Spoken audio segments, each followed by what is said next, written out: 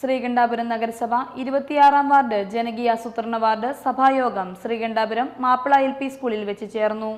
ശ്രീകണ്ഠാപുരം നഗരസഭ 26-ാം വാർഡ് ജനകീയാസൂത്രണ വാർഡ് സഭായോഗം ശ്രീകണ്ഠാപുരം മാപ്പിള LP സ്കൂളിൽ വെച്ച് ചേർന്നു.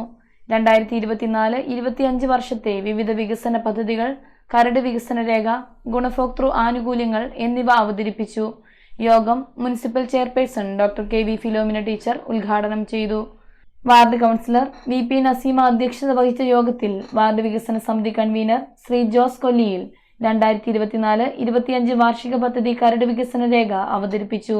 വിദ്യാഭ്യാസ standing committee chairperson Thresiamma Mathew, PT Kuriakose master, Abu master, ward coordinator Binila എന്നിവർ സംസാരിച്ചു. റേഷൻ വിജിലൻസ് കമ്മിറ്റി വാർഡിൽ രൂപീകരിച്ചു.